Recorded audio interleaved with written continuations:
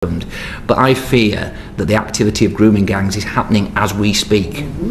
As we speak, it is happening now and not being investigated by the police. And children in my area are being let down. So I just wondered what you feel about that and what the recommendations are directly to the police and the local authorities.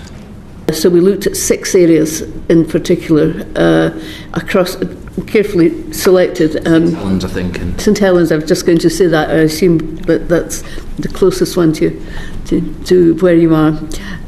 But anyhow, what that revealed, well, there were two really important issues. One was about the absolute lack of proper data about any of this, so you couldn't distinguish one, in quotes, grooming gang from another, because the detail of both victims and perpetrators was not recorded by the police and generally not recorded by the council. So ethnicity was not recorded, for example, but nor was any other information. Now, we weren't clear exactly why, in the conduct of this study, why there were these omissions, because none of the areas did it, of the 6.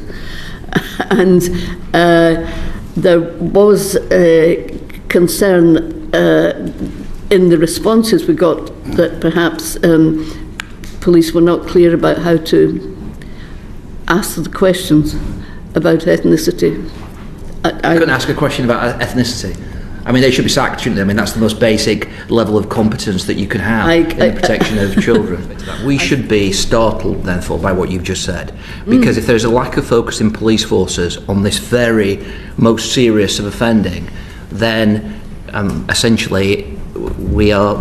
Well, I'm quite speechless that the police are taking that attitude in respect of this. James Daly raises an urgent concern about the ongoing activity of grooming gangs, emphasizing that these crimes are happening as we speak and are not being adequately investigated by the police. His statement reflects a profound failure of the system to protect children in vulnerable situations. Daly's acknowledgement that children in his constituency are being let down speaks to a broader, systemic problem where those tasked with safeguarding the most vulnerable are failing in their duties. He seeks clarity and actionable recommendations from Professor Alexis J., highlighting a desperate need for accountability and reform. Professor J. responds by presenting findings from her examination of 6 carefully selected areas, including St. Helens, which she assumes is near Daly's constituency. Her revelations are deeply troubling. She identifies 2 major issues: the lack of proper data recording and the failure to distinguish between different grooming gangs.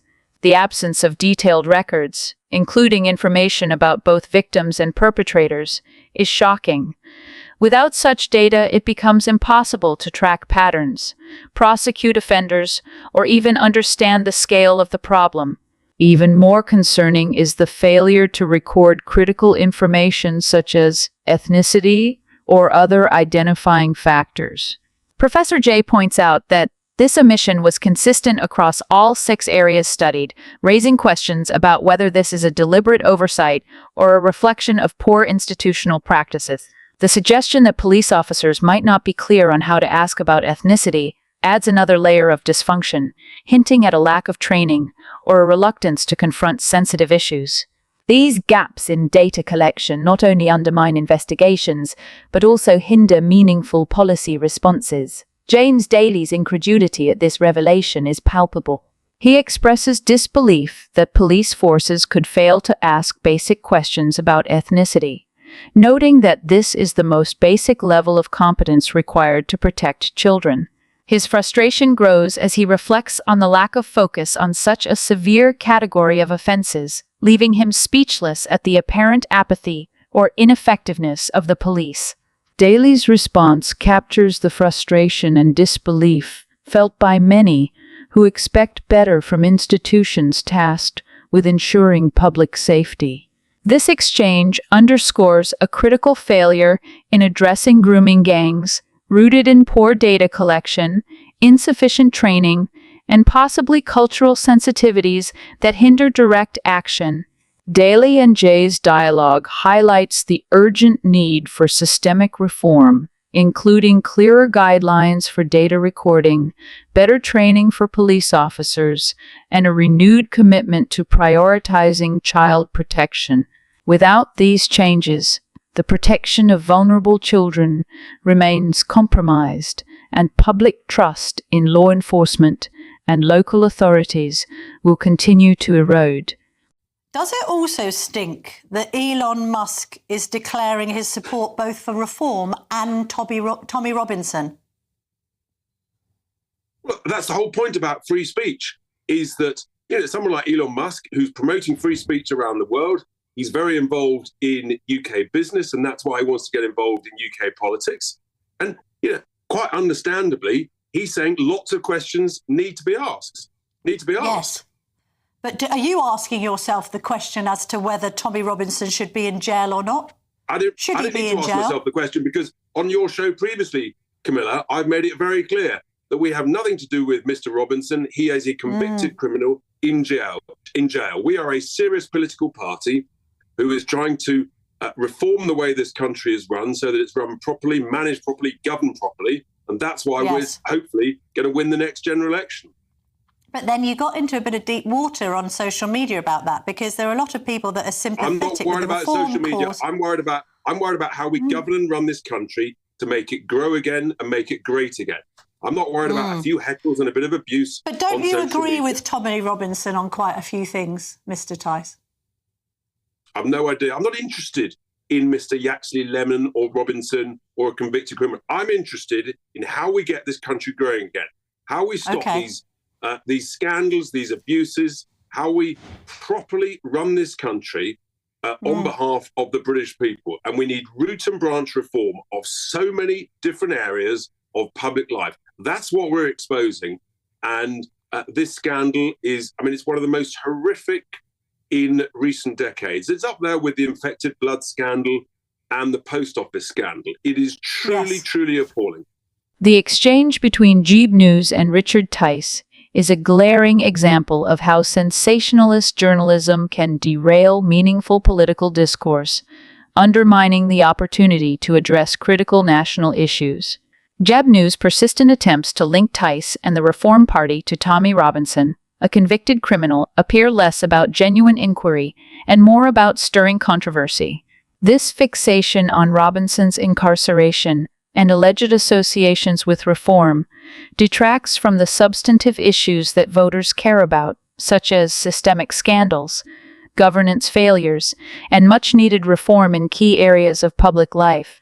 Rather than using their platform to press Tice on his policies or plans for addressing national crises, Jeeb News squandered the opportunity by pursuing a narrative of guilt by association. The repeated questions about Robinson, framed as an attempt to force a tenuous connection, trivialize the broader conversation. This approach reflects poorly on the network's journalistic priorities, as it suggests an intent to provoke sensational headlines rather than contribute to constructive political debate. At a time when the public demands accountability and solutions to real issues, this kind of tabloid-style questioning only serves to distract and alienate. Tice, for his part, made efforts to redirect the discussion to pressing matters such as economic growth, governance reform, and systemic abuses. He highlighted the gravity of issues like the grooming gang scandal, which he likened to other historic injustices such as the infected blood and post office scandals. These comparisons underscored the urgent need for accountability and reform, a point that should have been the focus of the conversation.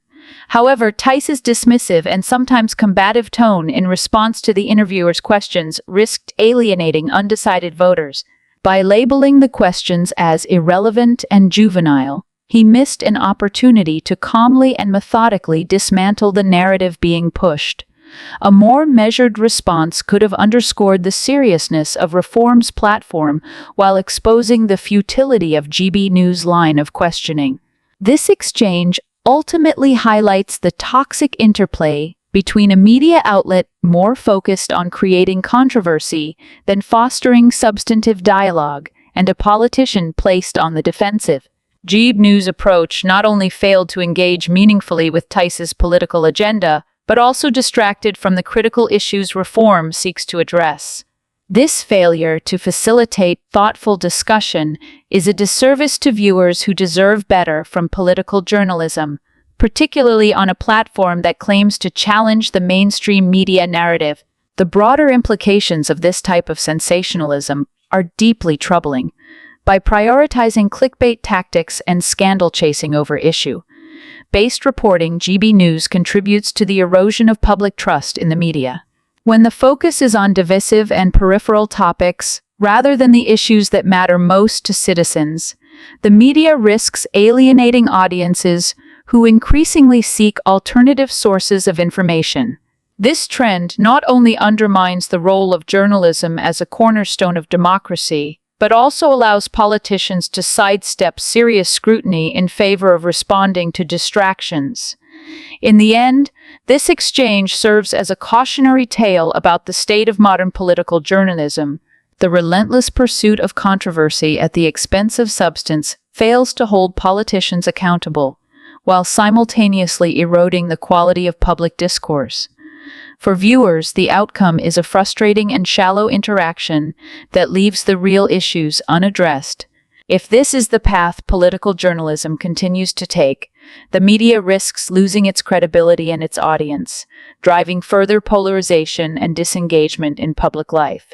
Thanks for watching. We'd love to hear your thoughts on the content. Share your feedback in the comments below. Don't forget to like and subscribe to stay updated with our latest videos. Also, join our free Telegram group link in the description for uncensored discussion on important issues.